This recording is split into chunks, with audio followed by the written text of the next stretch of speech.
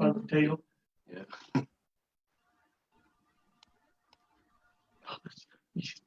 You should see us go get right stuff about tied now. and hang it by the tail. Great. Jack FM is live now. Jack FM is live now on Facebook. Finally, Robby, we made it. Yeah, Dude, barely. these internet speeds. All right, it's 103.5 Jack FM's Hangout with Drake and Robby Lochner of Jack Russell's Great White. Robby, thank God we made it on, brother.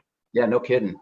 Right? We were starting to get a little frustrated up here in the studio. We got Jack waiting in the wings, man. Yeah, we do. Are you seeing me there?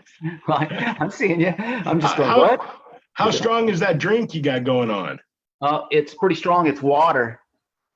Oh, dude. I brought mine in the closed cup. You know what I'm saying? All But right, next to it, I've got something else. All right. Well, welcome to the heavy-handed. Right? Welcome to the Hangout, folks. Welcome to our Facebook page here at 103.5 Jack FM. We've got a great night in store for us. Robby, I'm going to let you kind of take it right here, man. Well, we're bringing Jack in, Jack Russell from Jack Russell's Great White. And of course, you know, the voice and founder of Great White, Jack That's Russell, right. The legend, the myth, the man.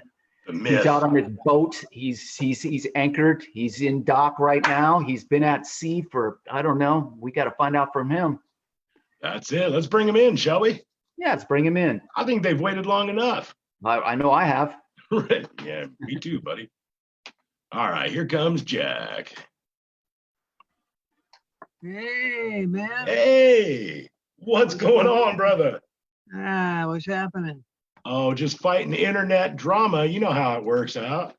Yeah, not really. I try to stay away from as much as possible, man. It's a brain vacuum. Right. So we got Jack Russell from Jack Russell's Great White. We got the new CD in the house, the acoustic bites, loving on that. Thank you. Thanks, brother. I appreciate that very much, man. So, you know, we kind of got this new program going, Jack, where we just hang out and bullshit, have some fun, get your drink on, get your buzz on, and chill out. What do you? Or not, for someone Or like not. Jack or not. Right? Yeah, or like me, I'm getting on my H2O going, you know. Or There you go. as much as I do these days. There you go. You know, I was letting everybody know that you've been out at sea. You know, I guess you pull out about 50 miles and just, you know, fish and live off the water. And we just, you know, I sent a message in a bottle out to you, I don't know, a few days ago, and you did get it. So you are here. I knew you'd find it because you're just that way. You know how to find stuff. It's like, I see that bottle, get it. So you came in, so you got some internet, and we got you on here, and he's showing the new CD, vinyl and everything. And I think it might be cool if you kind of take us back to like 1986, 1987, kind of give everybody a feel of what it was like when you were doing the record originally and what the scene on the Sunset Strip and everything from your experience was like at that time. It'd be kind of cool to hear from you.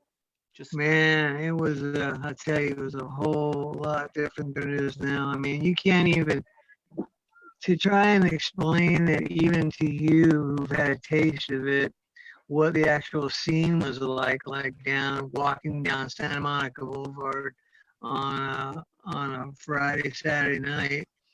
I mean, there was thousands of people literally stopping traffic. There was cops out in the middle trying to stop the street, you know, cars from crossing.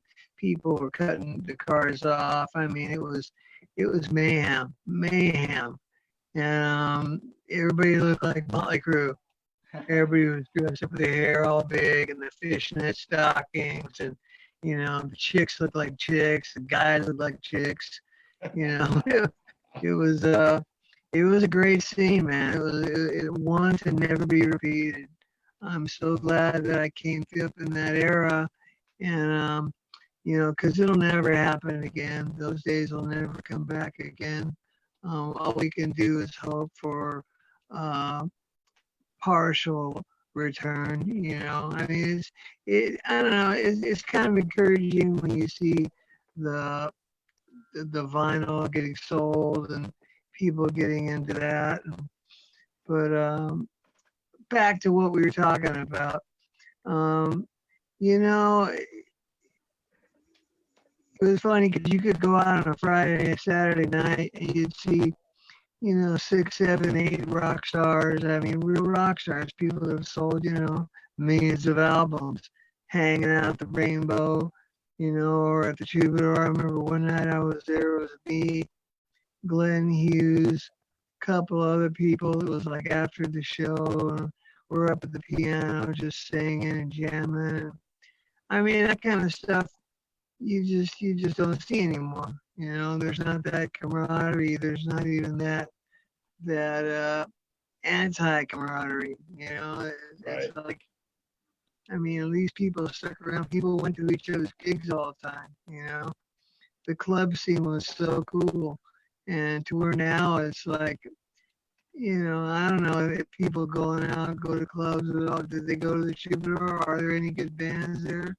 Do they go to the Whiskey? Are there any good bands except when I'm playing? But I mean, I don't know. But the scene was. I remember doing the album. God, man, I remember that was so much fun. It was really surreal. I remember sitting there with the headphones on doing Rock Me, and here I am, picture this little, 26-year-old kid, alone in the dark in this big, huge room, a little microphone hanging down, and I had all the lights turned off for ambiance, and I had my tray for water and tea, and then I had a stool if I ever wanted to sit down, which I never did, and just sitting there with the headphones on. I just would love to sing, and the parts would come through. I'd start singing the song, and I remember I'd do something really special, and I look through the window and see Kendall's arm come up in the air like that with a big right on, over his head. Knew I nailed that one. So it was a fantastic time, man, for the band. I mean, we had just gotten, you know, the band solidified, and we thought until Lauren, had to get relieved of his position after the video for Rock Me. But that was one hell of a band, man. One hell of a band. That's right, man. So the electricity and the energy of the music of the 80s, man, you just don't find that anymore, You just don't. And that No, was, you don't, man. I think it's something in the way people are brought up and the disciplines, and I don't know. There was a thing years ago where my parents used to instill into me, you can do whatever you want in this world if you want it bad enough. Just don't take no for an answer. And I don't think people, for the most part, have that much influence on their kids' lives, or vice versa, will take that much interest in the things their kids are doing. I mean, I know that Robby, is an exception to the rule. Him and his wife, Jessica, I mean, they take a very hands-on role with their daughter Ella, and their son Michael when he was younger, and always push them to be whatever they want to be, and Ella's grown up to be a fine young lady, and I don't mean that fine young lady like just as molested her, but I mean, she's a good kid. She's got her head on straight, and I think that's what's missing from our generation. I think that's why, and everything's gonna come out in the music, no matter what you do, because music is all it is emotion, and it's just kind of that's why you can listen to a piece of music and you could go, that was from this era, or that was from the Roaring Twenties, or that was from the 50s, or that was because you can tell by the sound of it, you could tell by the vibe of it, the lyrics, the way things were saying, the things you were writing about, good or bad. I mean, it was a different situation. Nowadays things are just there's just too much of everything, and everybody wants everything now. Give me, give me, give me, give me now, now, now, now, now, and then let's move on to the next thing. There's everything's disposable, man. Who needs a record? I could just download it. I don't want to have this thing and I gotta put my CDs in. I'll just keep it on my phone. It's horrible. You miss out on all the artwork and all the stuff that the band we take our time with, putting out, making sure we got a good cover and it means something to us. And we want our audience to know, what we're trying to put across visually as well as musically, So I don't know. That's just my take on it. But yeah, you missed a great time, man. You missed a great time. You were, of course, in Tucson. Yeah, I mean, so I was playing through that, and actually we were coming out and playing in Hollywood at that same time. But we'd come out and we'd play every 6 months, and we'd be playing to, not that one, nobody knew who we were. And if we didn't, by not moving here, it was just a joke. We'd come out and we'd play in front of 50 people. Yeah. We go back home and play in front of thousands of people, but come out here. And it's funny because the people in Tucson thought, you're going to Hollywood.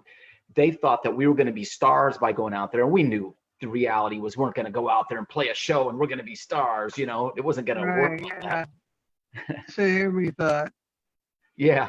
Well, we were smart enough to know otherwise, but it was like, then I also realized that, if we don't move out here, it's not going to happen for us because, we need to be playing regularly and meet people and know people. I mean, and I saw how the Strip was just exactly like you said. You'd walk down and it was packed from the Whiskey down to Gazzari's, packed, and there'd be flyers everywhere. In fact, I went and I was pulling down flyers, and I still have them. I kept a bunch of flyers just as souvenirs. I've got a Poison flyer that says, swallow this one.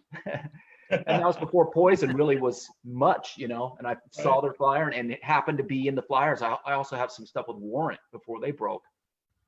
Wow. So it's kind of interesting, but to play from the side of trying to do it from the side of already being there, it's different. But it was still super exciting to see all the people and people, there was guys that had hair that was so big I couldn't even, Oh yeah, it was like tumbleweed. Oh yeah, exactly. Like a big tumbleweed. There was guys with hair like this. I'm going, how is that real? I mean, how do you do that? I mean, I The can't. 9 cans of Aquanet and Aquanet. and those bars, like those elevator bars, you turn out, you lay upside down, inversion boots. Oh, Oh. is that how they did it? Aquanets and some inversion boots. So I know about the chemistry between you guys. I mean, we all know each other, but when you guys came together, man, I mean, the energy between the two of you just seems off the charts. Well, it's something really special. Thank you for for noticing that. I mean, I would assume that it's kind of hard not to. With Robby, I found something that I didn't think I would find again, and had lost over the years with Mark. I mean, initially Mark and I were the same way. We were attached at the hip, man. Musically and every otherwise. We were just on the same chord, and I never thought I would ever see that again, feel that again, even, get close to that feeling. And now, since meeting Robby and playing with him, I realized that,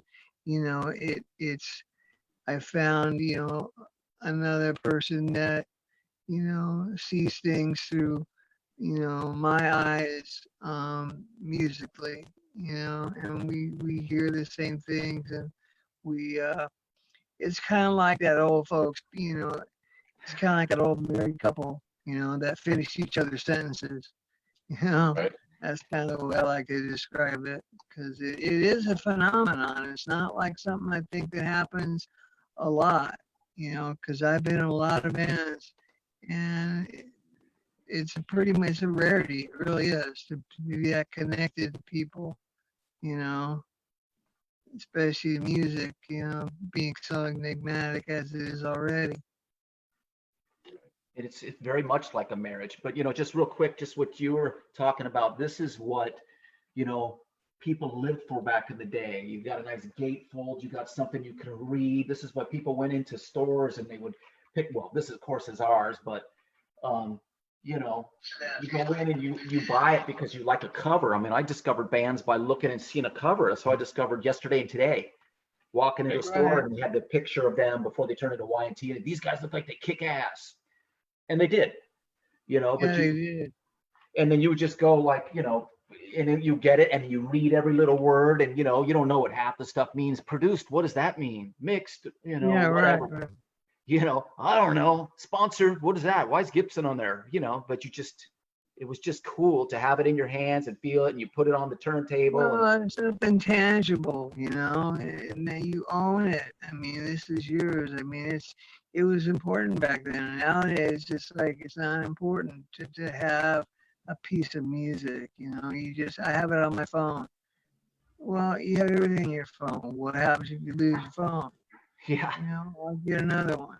But I mean, still, if you're a true music fan, I mean, a real fan of music and all the things that it implies, you know, you're gonna be one of those people that go out and buy the album or buy the CD or at least some form of representation of the actual, you know, tangible artifact, you know, that represents that band's music and represents that band.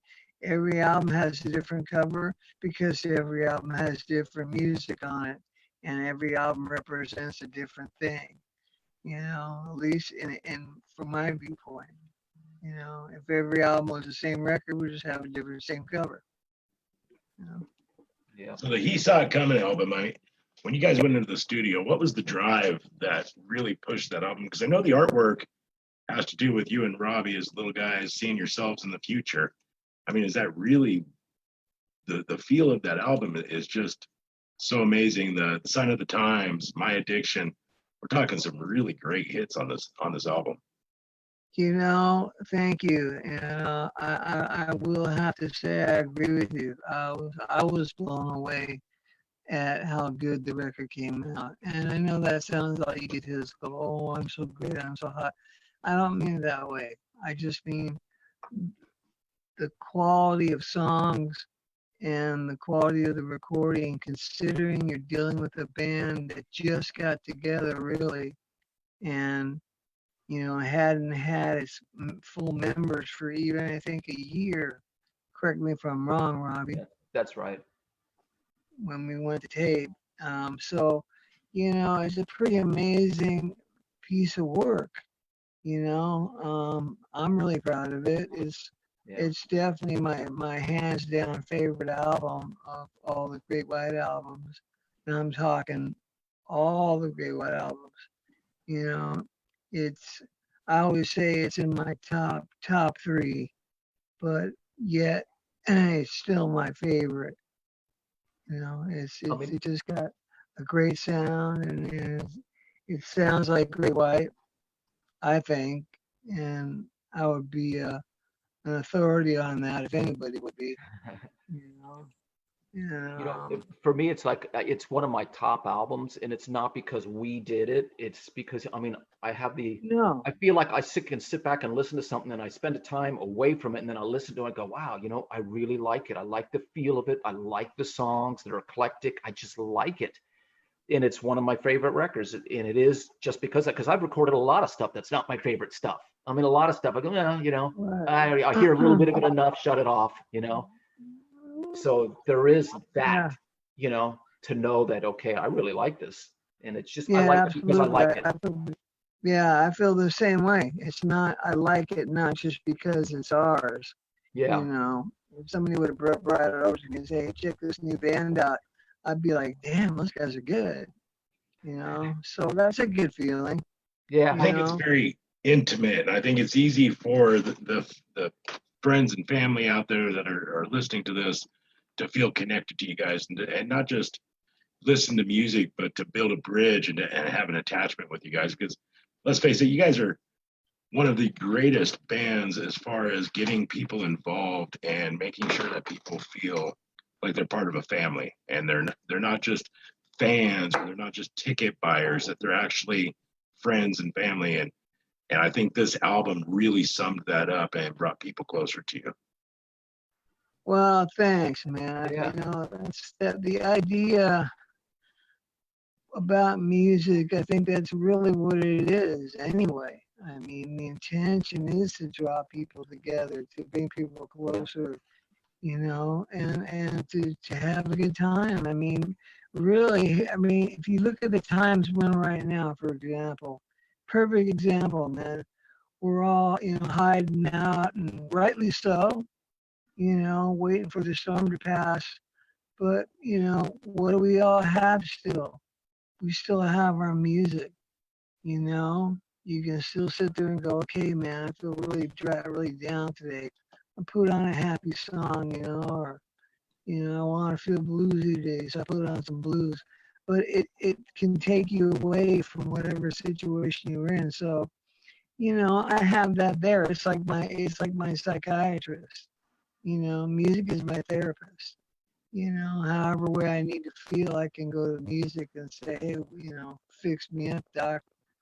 You know, Yeah. and I think as far as bringing the world together, it always has. It's one of those things where you have that, you know, there's that unspoken word. Because I mean, you know, think about it. Music is one of those things that's beyond the human language, because it doesn't matter what language it is. I mean, if you like a song, you like the song. I mean, I freak out when I go like over to Germany and stuff, and you know, they're singing our lyrics, or they're singing them in German. You know, it's really whack. It's a trip. So, you know, it's definitely beyond all of that. Absolutely. It transcends all borders for sure. And that's the great thing about, even, you know, not even maybe being up on stage, but being out in the crowd. It brings you together, it unites you. And for a while, you just kind of feel that energy that everybody's connected. And it's lovely that way. And certainly, you know, music does that. And I see a lot of people posting that, oh, music is getting them through, music's their therapy. And it's true. It is. It's a gamut. All the emotions are in there, right? And so there's a lot of healing involved in that. And it is a big family, like the JRGW is a big family of people. Right. And there are people, I mean, we should probably give shout outs to, like, Veronica's helped us out a lot getting, you know, this together, and a bunch of other stuff. So is Karen Kerr, Yeah. Sarah and Philip on Twitter, Brenneberg, and Dave Bill Harden. Richards and his wife. Yeah. Bill, you know, Scott. Bill. Yeah. Bill, yeah. And Scott Moon with the web. Scott Moon, yeah, absolutely. So, I mean, there's a lot of people. We could give shout outs all day long, but I mean, some of the people that are admins and handle a lot of the stuff for us. Like, yeah, Dave Harden, I mean, you know, and Jen, I mean, there's so many people. And if we forget to mention you, please, just because we're retarded. But I mean, we have so many people in our family, you know, I mean, that we consider, when I say family, I mean, I really mean that.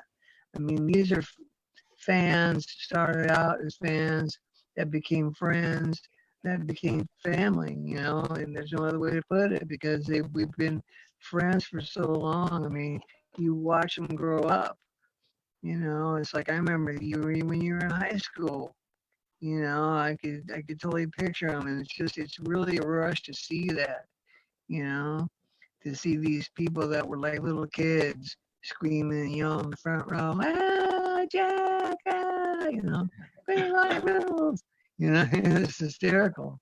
And then to see them now, they're, you know, 50 years old, hey, Jack, where you see it? Green Light Rules. So everything stays the same except for time, you know. Right. So some of the comments that we're reading here and some of the questions, Jack, if you're okay with this, is Dana Selvey writes in that she wants to know if you still have the boots you traded some kid for here after the show in San Angelo. Yes, I do. Actually, I do. I had them stretched out and they fit perfect. So for those of you who are not in the know, after the show, the crisscross leather ones, yeah. Yeah, we Yeah, got together. on the tour bus. I got him. Jack Yeah, I kicks got him off on his the tour shoes. bus. Robert Lawless writes in, he wants to know what you have in your fridge, Jack. My fridge. Yeah. God, just about everything right now. It looks like we're coming in for Armageddon. No, actually, no. We live on a boat, as you can see. I mean, yeah. So we don't really have a big fridge, and I'm not one of those people that really think we need to go out and everybody needs to buy every single roll of toilet paper they can put their hands on. I mean, if everybody just went out and shopped like they used to shop, there'd be enough of stuff on the shelves like there always was. Right. If people didn't hoard, there'd be enough for everybody like there always has been. Right. Now everybody's hoarding stuff like it's, the end of the world. It's like, dude, trust me, you can leave that extra can of beans on the shelf. You're not gonna need to have it. Right. It's sad because people are already of that mindset, and you're not gonna turn them around. It's just gonna be, you're gonna end up when this is all over, you're gonna end up with a vaccine and a bunch of people pissed off because they bought all the rice in China. So Veronica wants to know, Jack, if you've been shark fishing lately, shark hunting, shark fishing. Lately, not lately. The water's just getting warm enough now. And right now with all this stuff going on, my priorities have kind of been like just day to day, although I am doing some work on the boat right now, on my alternators. But other than that, I'm ready to go as soon as the water allows. Right. So as it tell gets them, warm enough. tell the folks what you actually go out there and fish for, Jack. So Oh, I fish for great whites and giant mako sharks. wow. Yeah, it's a blast, man. There's nothing like Conservation it. though, not eating them. Let them know that because it's illegal to. Oh yeah, no, Yeah. right, exactly. No, I catch and release. I catch and release. It's all about conservation. Catch, tag, and release. Right, tagging them too. Yeah, tagging them too. We tag them for fishing game, so fishing game can keep an eye on where they go, and that helps them acknowledge and the resource and figure out where the sharks migrate to and give an idea how many there are. I mean, every shark looks different. Every shark has different markings. Every dorsal fin is a singularity. So, by taking pictures of those, and keeping them on file with NOAA, and Fish and Game, they can keep tracks of the numbers of these sharks and where they go and where their movements and, perhaps how old they have to be before they have pups. There's a lot of things we still don't know. There's a lot of things that we still don't know about these fish. And so it's amazing. I'm hoping that one of these days I'll make a discovery that nobody has yet, Right. besides discovering a nice mako steak on my plate. Right. All right, Robby, we actually have a question for you, my brother. Okay. Brian Kensler wants to know if that was a George Lynch guitar that you were playing. No, that's a Galvin guitar. So it kind of looks similar to the guy who built those guitars for George Lynch was what's his name? I've got it in my phone book too. I met him. God, I'm drawing a blank, but he built those guitars for George back in the 80s. And I actually knew another guy, Dallas Brown, who was building similar guitars at that time. I think Jack, you might know Dallas. He was around. He worked with Poison and Dio when Vivian Campbell was in the band and a bunch of people. And he just disappeared. Yeah. He was with Rat. He was with Rat in the early days as a tech. He just teching. Yeah, okay, I'm sure I know who he is. 'Cause, yeah, we hung out back in those days with the Rap Boys and us a lot back when, we Yep, were all coming you up. know him. He disappeared. Yeah. I don't know what happened to him, but he was building those guitars. But that particular guitar was William Gelvin. It's a Gelvin guitar that he built for Jack. It's a pirate guitar that he put together, and I use it for those videos. I was supposed to use it live, but man, that thing is so heavy. It's Is like, it? okay, it weighs as much as I do, you know. That's not Oh, much. that's the one you built for me. You built for me, right? Yeah. Yeah. I play like one chord, so it's perfect like that. So we've got one here taking you back to the Great Zeppelin album, Jack.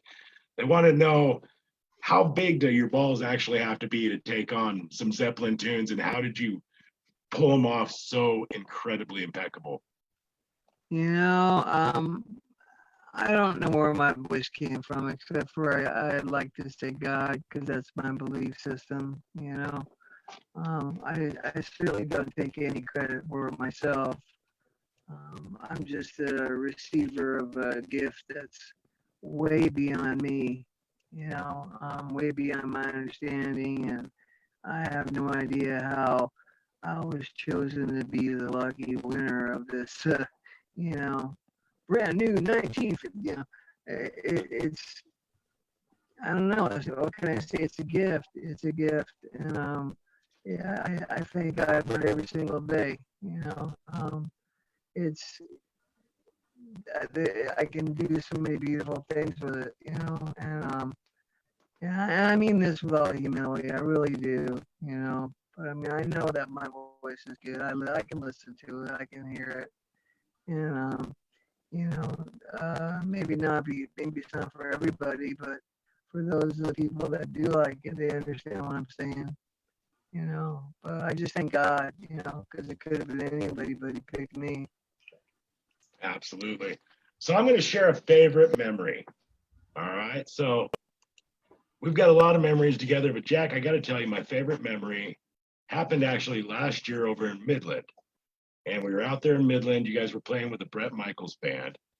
And we were all backstage watching Bret out on stage. You guys had just got done with a really great set. And I was sitting there and just taking in the ambiance. And I'm looking, I got Bret out there on stage. I've got Jack Russell right next to me. And I noticed that you were mouthing the words to what Bret was singing. And I thought, how incredibly cool is that camaraderie, that not only are you out there as obviously Jack Russell, but out there as a fan of the music. And it was just very surreal, man. And I appreciate being part of that. Oh, well, thanks for noticing. I didn't want anybody to see me. He's a private Bret Michaels fan. My private moment ruined by Matt. I'm a fan of music, man. I'm a fan of rock and roll. I'm a fan of everybody that's ever tried to do this. I got to give props to anybody that has got up on stage. Me, Robby, Bret Michaels, Nikki Sixx, anybody, Don Doc, and you name it, anybody that's gone up there and has sold 10 million albums plus. I mean, that's no small feat. That's no small feat. That is like anybody that does that, my hats off to them. And if they play the kind of music I like, which is just fun, it's just like I'm just in a big time garage band. That's what I feel like. And I mean, let's just go still play out in the garage backyard parties. Right. Never lost that feeling, and I think that's what keeps the band fresh and alive, is because I think we kind of come from that area, that place of garage bands. Never forget your beginnings. Never get jaded, and never forget how you started out. You got to. You gotta not take yourself too seriously. I You think just gotta remember that you started it. Why'd you start it? Well, I had to get pussy, all right. But That's still not the case. Come on, man. no, no, you know what? I didn't. For me, it wasn't about that. It was about just having fun and making people feel good. You know. Right. And the pussy thing, that was a thing I didn't even expect. You know. Not that I bitched about it, but I mean, you know. We're that all was over at our wives out of the corner of our eyes. Yeah, that was many years ago, though. You know, that was many years ago. Yeah, speaking of your wives, why don't you have Heather come say hello to everybody? She's actually downstairs. Oh, Oh, we all got our wives around us, so I think we have to do this for right now. But no, I get that. And I think you've accomplished your goal of making people feel better, giving them part of their soundtrack of their lives and creating memories that they'll never forget. Well, that's huge, you know, and that to me is that's something you told me one night. I'll never forget that. We were outside the bus, and I've heard other people say it since. It's kind of like, you know, somebody says something and somebody else will say it, and pretty soon everybody's like, "Well, I was the one that said that originally," but I was there. We were outside one of your shows we had done. It was what we did with Lister Cult, and Yep. I was coming back to the bus, and you told me, you go, dude, you said, you goes, what did you say? You said, oh, come on, help me out here. I remember we were talking and you said, I'm not changing the world. I'm just making music and doing what I love. And I said, that's where you're wrong, my brother. You have changed the world. You've shaped a culture and you've given people the soundtrack of their lives, because there's a song that takes you back to a place where you can touch it, you can feel it, you relive it. You're 16 years old again in your Trans Am, out cruising for chicks with Great White and Mr. Bone jamming on the radio. You know what I mean? And I can feel it. I got goosebumps right now just thinking about it. You know, and it takes you right back there. And we all have those songs, and you're part of that, man. You're part of the fabric of our lives, and that's an incredible part and an incredible gift to leave this world. That's cool, man. I really appreciate that. Yeah, I'll never forget that. Well, I almost did, but you know what I'm saying? I always remember that night, and that was a really moving sentiment, and I appreciate it. Absolutely, my brother. All right, what do we got here? Dale Preston wants to know who Robby's favorite guitarist is. That's kind of a loaded question. yeah. I mean, there's so many great players that I like, but I mean, I have to say Richie Blackmore. I'm a big fan of Richie, for sure. Richie's kind of like, you know, but I mean, I also like Van Halen, but I also like Albert Lee and, you know, Brad Paisley, and there's just, you know, the list will go on and on. But one of the big influences would be, you know, Michael Schenker too. So I mean, I could just go on and on. I can't really say a favorite guy. So we have a two-part question now. We've got to switch over to Jack. They want to know, Jack, who's your favorite vocalist outside of, you know, obviously you? Steven Tyler. Steven. Really? Yeah, he still lays it down, man. The guy's amazing. He's 13 years older than me, and shit, he can mop the floor with my ass. All right. So today, if the wind breaks and this whole pandemic thing goes away, you had the choice to buy a concert ticket to anybody living or dead, who would it be? Oh, I'd go see Aerosmith for sure. Aerosmith? Robby? Yeah. Oh, Right after we played, I'd like to watch them on from the side stage. yeah, I'll go with that. We're opening, or it could be Zeppelin with, you know, with Bonham, or it could be Hendrix. I don't know. It's a tough one too. But I mean, if we're opening for Aerosmith, I'm all over that. Right? Yeah, opening for the Stones or the Beatles. Yeah, you know. That's so awesome. The Beatles, man. Come on. It doesn't get any bigger, right? No. All right, so we've got one person, well, we've got, several who want to come in on the call. Robbie, do we want to bring somebody in on the call? Yeah, with bring us? somebody in to say hello or whatever, sure. All right, I'm sending out an invite right now to crypticcalling@gmail. So if that's your email, be watching for that invite. We're going to bring you live in on the Zoom feed here. So, Jack. Yeah, man. Back out here. Huh? You ready to come back out here to San Angelo and rock this place again? Oh, absolutely. Are you kidding me, man? I'm ready to. I've been cooped up in this boat for so long, man. I feel like I got a propeller going out of my ass. You know? It's called hemorrhoids, brother. Yeah, well, mine are made out of bronze then. You don't want to start that up. Heather will kick you out of the bedroom. I got brass balls too, big brass balls. Right.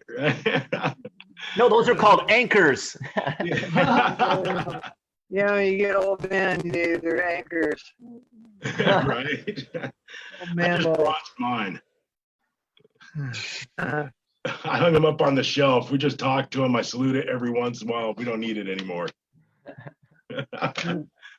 All right. So as we wait for this cryptic calling to accept the invite, Robbie, take us through the regiment with Jack, because not a lot of people know how much work goes into this man putting on a show and bringing those lyrics every night. Well, okay, here we go. If All we're going on at 9 o'clock, he'll get up at 2. Usually he's up before that, but he's got to be up by 2 to get into the shower to start his first warm up, and he'll start doing warm ups 6 hours prior. There's one warm up, and then there's another one in an hour and a half. Then there's another one in an hour and 15. No, 15. one more an hour and a half. There's 2. 2 hour and a halves. Yeah. Hour and a half, hour and a half, hour 15, hour 15, hour, half hour. No, hour 15. It goes hour and it goes an hour and a half, hour 15, hour 15, and then hour 15, and then I go on stage 10 minutes after. Wow. And So that's what you get people who go, oh, can we do an interview? I'm like, it's kind of hard. We got to fit it in there somehow. And sometimes it'll happen. And other times it's just kind of tough to squeeze it in on a day like that, maybe after the show, different things. Because I'll get requests, in different towns for him to do an interview. I'm like, right. See what we can do. But, Yeah, it's all about bringing performance, Yeah, I mean, I do what I have to do to make sure that people get the best of me they're gonna get. You know what I mean? I could just kick back and do nothing, go out there and sound like crap, take their money, and leave a poor taste in their mouth. But I'm not gonna rely on the name. I mean, to me, you're still only as good as your last performance. Right. I don't know. A lot of these bands get away with their fans. They just, even the fans kind of go, God, these guys ain't what they used to be. They still come and see them. God bless them. God bless them. I mean, that's loyalty. I can remember I've been around you enough during the pre-show, but I took him out to DSW shoes one day, Robbie. And Jack and I go in there and we're shopping for shoes the same day as the show. And he starts belting out in the middle of DSW. And Jack, I'm sorry, but I peed a little, man. I can't believe the octaves and how intense it is without a microphone standing next to you. It was incredible. Patrick is coming in now. We got Patrick joining the room here. And this is Patrick. Patrick, can you hear us? Patrick doesn't have audio, apparently. Yeah, you got to push your audio. Hit your audio. They'll ask if you want audio. Hit the audio. Uh-oh. Are we running short on the inject button here, Robbie? You control it. No, he's just got to push. He's got to push audio. Let me see if I can't get his audio going. I can't override it for him. Yeah, it's going to have to be on his end. Yeah, you got to do it on your end, Patrick. Okay, he says he can't hear. All right. Can't hear. We'll take him back out into the waiting room until he gets it figured out there, and just have him enter his. Go ahead. And as you're doing that, let me mention, when we go on stage, like Jack was saying, we, how you were in the garage and stuff. I remember playing in parties and stuff when I was a kid, and it was exciting. 10 people would show up, right? We go out now, it's the same thing. It doesn't matter how many people are out there. Still, that's something that we have, is that sense of urgency. Still excited, still want to get out and play. You know, it's not going out and going through the motions. It's like we go out and we have fun, and I still get nerves. You know, it's the same as it was when I was 14 years old playing in front of, 10 people. Yeah, You yeah, really- yeah, exactly. Well, that's the thing. You lose that, you might as well just forget it. You know what I mean? Yeah. I mean, I don't want a job. I never wanted a job. You know what I mean? I could have got a job somewhere, but instead I opted for a career, career in music, which was, not an easy road to hoe by any stretch. I mean, people think, oh, wow, we're in success. Yeah, well, it's been a long night. Hey, everybody, I can hear you now. There we go. Hey, how you doing? Patrick, how you doing, my friend? I'm doing well. How are y'all?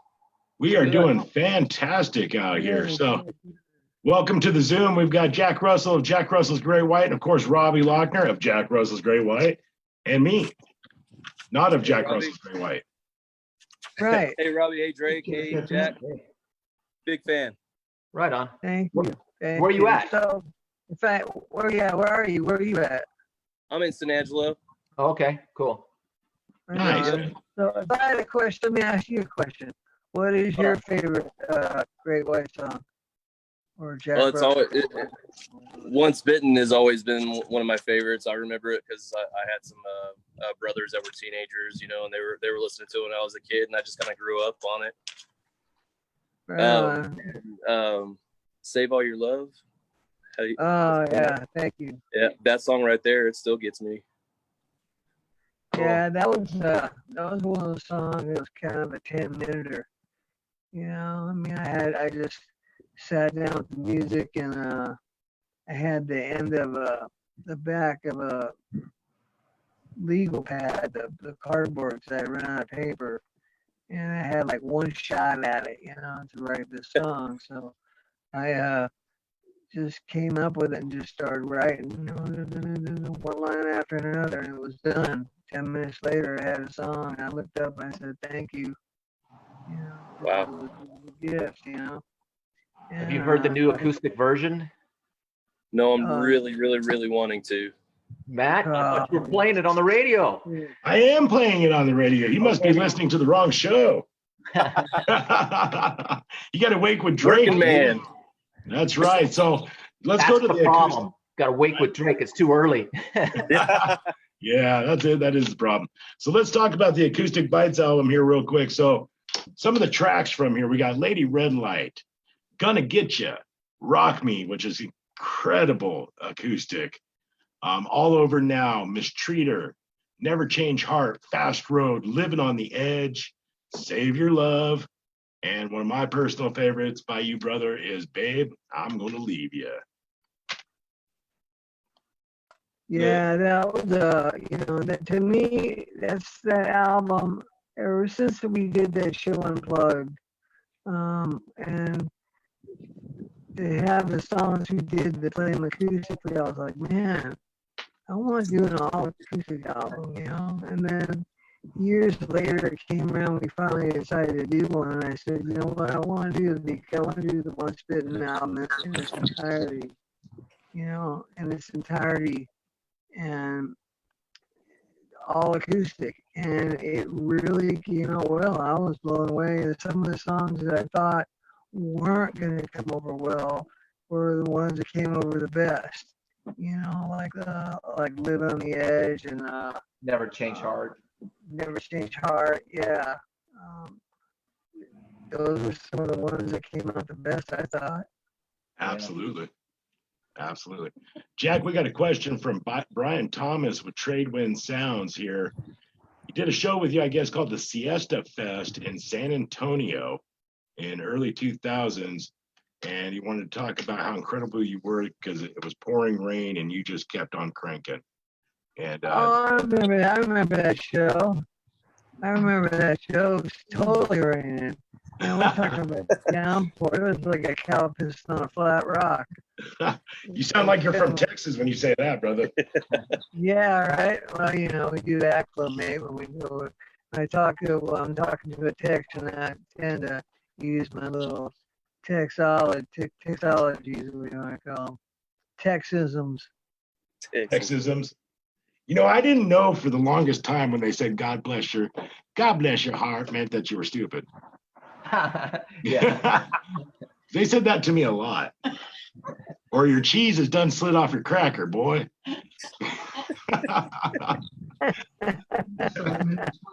Those are those Texas. Your cheese done slid off your cracker. I just want to applaud the motherfucker that said, I'll snatch you bald headed. Right?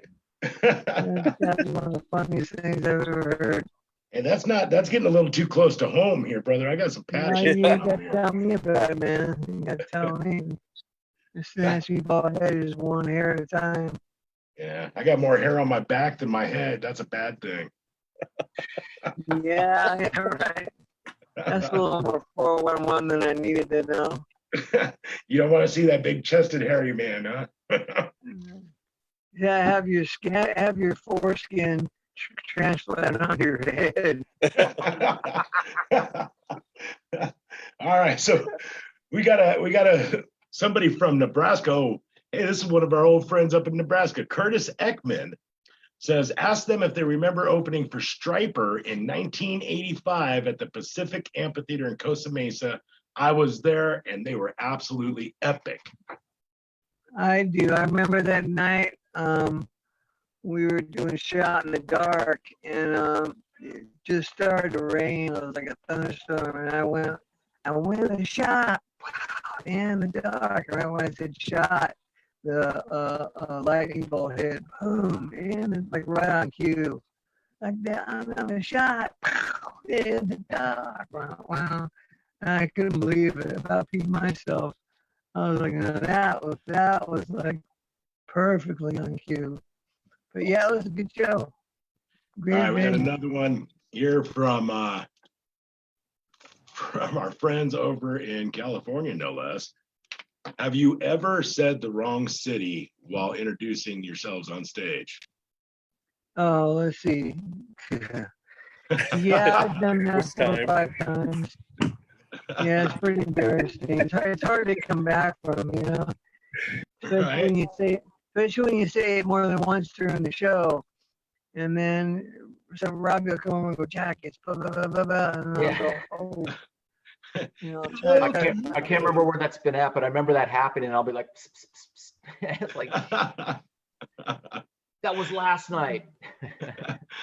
That's awesome. Horrible. Oh, That's pain. awesome.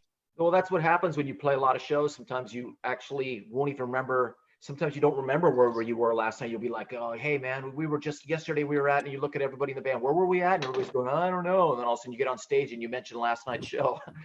Right. Yeah, I know. It's weird. Yeah. It's a Well, I weird hate thing to to say do it. for a living. And it's dark where you're at. Look at it's dark out there already. We're I still know. light. He's over here Yeah. where I'm at. Yeah, I'm still sunshine here. We got quite a bit of sun going on, you know. Yeah, All so right, do we. so- I could take you all out to the yard. I wonder if I should take them out to the yard. Take us to the yard. Yeah, Yeah. it's dark where you're at, Patrick. Wow, man. It is. Yeah, it gets dark about 8:30. That's my middle name, by the way. Oh, Yeah? okay. Yeah, I didn't know That's that. cool. yeah, Jack Patrick Russell. See, we still got light out. Look at that. Oh, and the swimming pool. Not that I use it, but maybe Living once the- a year, maybe. Living the California dream. That's the yard. Big pimping over there. Yeah, Great I got a swimming pool too. I got a bit of a Oh. pool myself. It's not, I don't know if you can see it though. That's my swimming pool. At least partially. I don't know if it's splashed on there or what. It's beautiful. And it is what it is. Was not supposed. We had a big plankton die off the other day. It was a red tide.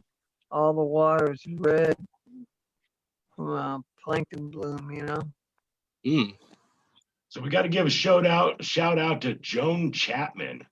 You know that name, Joan Robbie? Yes, of Chapman. course. All right, so we got to give her a big shout out. She sent me over some pictures of you today, Robbie. Oh yeah, thanks. Jackie had bunny ears on. Oh, I thought Oh, there's apps that do it. I wasn't actually wearing them, but a shout out to Sean Baxter too. I forgot to mention him. Don't change the subject, Robbie. It's all right. Shout out to Sean Baxter. I think they're like the ones like from Christmas Story, like the little suit he wore, the bunny suit. Right? Yeah. The little pink bunny suit. That's pretty much what Yeah. it was. Looks like a pink nightmare. I Do you want to wear that? No, let's just take that off. think we could probably get that to come in right there, can't we? Oh, I think Robbie's gonna. Am I gonna get scolded when this is over? You're gonna get it. It's all in fun, my brothers. They're always thinking Texas are going. It's Texas. We're gonna go fairy hunting. Oh, that's bad. So Yeah. we got Joan Chapman. She was going to come in on the emails, but unfortunately she has to get up in the morning. But she said to give you both her love, and she looks forward to seeing you guys both again. Yeah, she's on the East Coast, and she must be a little wimpy if she's not staying up. Come on now. She said 5:30 comes early. It does. All right, Jack. Yeah. It's time for the Blue Lagoons. All right, the Blue Lagoons. Yeah, that was back in the old days. Now, if you know about tour buses, they have a septic tank. You know what I mean? Where all the waste goes. Your pee and you're not supposed to poop in them. You're supposed to wait till for a truck stop. But every once in a while, people sneak a poop in. Because you're driving down the road in the middle of the night. You don't want to pull a bus over to crap in a truck stop. So anyway, one day we're driving down the road and it was a day off. It was a travel day, and this guy, this punk kid, he's got like this white car, it was like a Mustang convertible, with the white seats, and the two chicks, they look like they'd be tennis players, all dressed in white, and he's in white with a sweater over his shirt, tied at the neck. Looks total like the campus, Johnny football, captain of every team. And they're zooming around the bus, right? They're like stopping, like slowing, they're like making like turns around the bus. They're looping around us. And it's just dangerous shit, man. We're doing 80 miles an hour, and you got some knucklehead and these two chicks zooming around us. So I look at my bus driver and I go, "Is it okay?" He goes, "Blue Lagoon?" I go, "Yep." He goes, "Go ahead." So there's a switch on the bus, and what it does, it opens up the bay doors, the doors of the septic tank. So it dumps all the product out from the tank. Secret surprise. So and we call it Blue Lagoon because of the blue chemical in it, what I mean? Like you have in airliners or whatever in septic tank, they have that blue stuff in it that keeps from smelling so bad. So anyway, this I remember I was looking on the side of the mirror, all of a sudden the guy he's all in white, and all of a sudden, whoosh, he was like totally blue, man. Their faces were blue, everything was blue. The whole car was blue, and they went and dished it off ramp, man. Like barreling through the weeds and shit. I was dying. Laughing. It was so freaking funny, man. So crap, head to toe. I was just so bad. I did pay tribute to you. We were going through Atlanta or the backwoods in Alabama, and I got the camper on the back of the truck, and it's jammed up, and I can't get it to brake at the dump sites. So I found a back road and just opened it up, took the car real fast. And I actually Marco Polo'd you as I was doing it. I was like, Blue Lagoon, baby. Oh, I'll have to look and find that one, man. That's crazy. Crazy times. Alan Keeger wants to know, Jack, who would you rather duet with? Would it be Elvis or the Beatles? Oh, the Beatles, man. I Beatles for sure. that one. I mean, nothing wrong with the King, you know. Yeah. But the Beatles were where it all started for me, you know. Absolutely. Absolutely. All right, we got any more from the production team over here? Wants to know if Jack works on his boat by himself. Jack, do you wrench on your boat by yourself? All by himself. Some stuff, yeah. Some stuff I do, some stuff I don't. You know, sometimes I find it's actually easier and less money to have somebody else do the work. Whereas before I always thought it was cheaper to do it yourself. But when it comes to you add in the cost and everything else, sometimes it's actually cheaper to have somebody else do it. Right. But mostly I do it myself. So Patrick, you've been I have a hanging question. out. Sure. Yeah, I know this is a tough one, you know, but you know, as far as favorite songs go, I know you probably have more than one. So, but you know, if you had a top 3. Top 3, wow. Rock Me. You saw it coming. Great White songs or songs in general? Songs in general, and and Great White. Oh, if it was just Great White, I mean, it's hard enough just doing just Great White. Songs in general. Well, Stairway to Heaven, of course. I mean, that's, you know.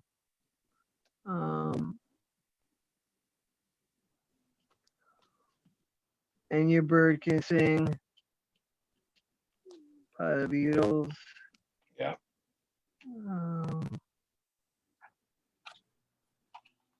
Still My Guitar Gently Weeps. George Harrison. Yeah. Beautiful. I mean, it's so hard to narrow 3 songs out of every song that's been written. That's like, you know, you might as well see what you really have a dick, a pussy, or none. You know, or both. You know, go fuck yourself. Okay, I will. I think I'll just do that. Yeah, it's a tough one. You'd never leave the house, would you? No. The boat would be rocking. Yeah, can you imagine a kid? Oh God, whatever that thing. Hey, Robby, what about you, brother? Top 3 songs all time. Your opinion. Oh man, I love that tracks off of that first Deep Purple. Well, it's not the first, but the Machine Head. Boy, I could pick a couple off of that. Right.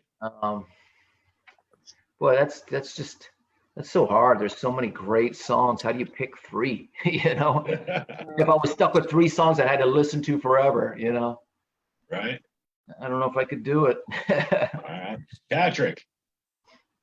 Let's Yes, hear sir. it. You asked the question, so now you got to answer it yourself, brother.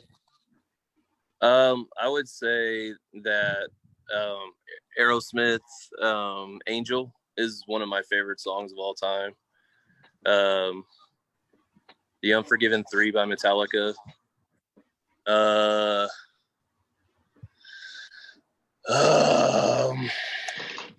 Man, it's tough. Save Your Love. That was probably, yeah. There you go. It's there. There It's you there. go. It's there. Your Love acoustic Definitely. version. Right. Man, I'm gonna this, listen to that tonight. Yeah, check it out. Do I get a free copy of that tonight? Speaking of the acoustic version, let's promo this a little bit. We've got Jack Russell's Great White. It's the acoustic bites Once Bitten, and the songs are fantastic. Robby, where can they pick up copies of this at? If you go to the Jack Russell Great White Facebook page, actually it's on Jack Russell Great White, the band, wait a minute, Jack Russell's Great White band.com is where the links are at. But if you go to the Facebook page, it's got the links on there, so it'll bring you right to it. Right. All right. So I told you when you sent this out to me, because we had to go through a little bit of a trauma to get this out here, Jack. Yeah. I told Robby, I said, send it FedEx to me, man. I said, but I want you to write something personal on the inside cover. And I thought it would be something, hey, brother, all the years, blah, blah, blah. We're good friends, da, da, da. Here's what he writes. You Yo, suck. Drake, crank this shit up. And that was the best thing you could have put in there. I love it. I love it. All right. Looks like our time's coming. All right, just something nice to wish you when I see you. Yeah. I plan on seeing you later this year, my brother, for sure. Well, man, well, let's hope everything works out and everybody stays safe from the storm. They come up with a vaccine soon, Right? Because, yeah, I don't know. I'm like just, my health's too fragile to be going out and, touring without having a surety that if I get sick, I'm not going to be, kissing the world goodbye, Right. You guys. A big goodbye. Good thing. We're gonna make it through this. We're gonna make it through it together, and Yeah, man, rock and roll. We gotta stay together, man. I got stuff to do. I got records to make. I got shows to play, absolutely, absolutely. So we're coming up to that time, guys. We got to wrap it up. Our Zoom meeting's coming to an end. Patrick, thanks for joining us tonight. I appreciate you, and keep rocking and rolling. And Yeah, thanks, Pat. Hey, thanks, Jack Patrick. Thanks, Robby. Yeah. Thanks, Drake. Yeah, you're welcome. You're welcome. All right. Thanks, Patrick. We'll see you later, buddy. All right. So, Jack, from the heart, brother, I appreciate you coming on with us tonight. I've missed you. I've missed talking to you, and I love you dearly. You know that. Yeah, right back at you, man. I appreciate it. Thanks for having me on the show. And thank you, Mr. Lochner. You guys have fun, and hope the show's a success. I'm sure it will be. And hopefully we can do this again sometime. Absolutely. Absolutely. Jack, take care of yourself and give Heather my love. All All right. right. Will Is she do. there? I sure will. She's there. Tell her Yeah. to come say hi. If she's not, then is she still downstairs? Yeah, she's still downstairs. Okay. She's not been feeling great, so Okay. but tell everybody she said hello. Well, Okay. give me a All call right. later, my brother. I appreciate you very much. You got it. I love you too. All right. All right, talk to you, Jack. All right. Love you, brother. Talk to you later. Robby, Yes. we actually pulled it off, man. Yep. A little bit behind schedule, but we'll get it. It'll get better. And that was cool. It was cool. And I think we should build from here. Yep. We got to talk about next week. Yep. We got Luis Maldonado of Train joining us right here. Yep. And that's going to be incredible. Who do we have the week after that? Then we got Carmine a piece after that. Carmine, so everybody knows Carmine, Rod Stewart, Ozzy, Jeff Beck, Blue Murder, Vanilla Fudge, Cactus. I don't know, a bunch of them. Of course, Insane. Luis is playing with Train right now, but he's also played with Glenn Hughes, John Yeah. Waite, Lisa Marie Presley, See, that's the one I gotta UFO. think about. He's done a lot of stuff. I mean, a bunch of stuff. And this is just stuff I find out casually as we talk, basically. So I'm Right. sure there's a lot of other things in there too. And then the following week, we've got, who we got on the 20? Well, I sent out a message today, a text message over to Adam Curry from Candlebox, and I ended up getting in a conversation with him and Kevin Martin, and they both agreed to come on the 25th. Right so- there it is, Candlebox. That's fantastic, man. And we've got a lot of people behind them too. Bill Leverty from Firehouse is going to be joining us at some point, and we've got a big lineup coming up. So I think the show's going to continue on for a while. Let's keep rocking it, man. It will. And you know what? I'm going to do another shout out to Robert and Jamie Lawless and Atsuko. Absolutely. I mean, they're out there somewhere. So you guys, I can't see the comments, but I heard that there was comments there. So we're saying hello. Yes, we're And, getting a lot of comments. Yeah, it's good. It's good. We'll have more. We're going to probably be getting some country artists on here too, huh? We We're gonna are. find out tomorrow. We won't say anything right now, but it could be really cool if we get who we're looking at. Absolutely. Really cool. We've got some big names lining up. So we'll make this happen. Thanks to you, everybody out there, 1035 Jack FM Facebook page, of course, coming over from Robby Lochner's YouTube channel there, and all the different sites, the Great White page, Jack Russell's personal page. We love every single one of you, and we appreciate you being with us tonight. And I hope that you join us again next week. It'll be Monday, 8 p.m. right here on 103.5. 8 Jack p.m. FM. Central, not 6 p.m. on the West Coast. We're on 9 that. p.m. on the East Coast. 6 p.m. 9 on the East Coast. Yep. Right, 8 p.m. This right time, here. hopefully, we'll be on time, right? Hopefully, we won't have the hiccups we had today. We might have to try to log on at like 7:30 just to get the internet speeds up. Yeah. Right, but That's- we're gonna do it. That's what we'll have to It's do. gonna Whatever. grow. It all We're gonna worked out. It's all good. All right, we love you for listening and hanging out with us. Robbie, you got anything you want to close with? No. The Magic Man. We'll see you next time. All right.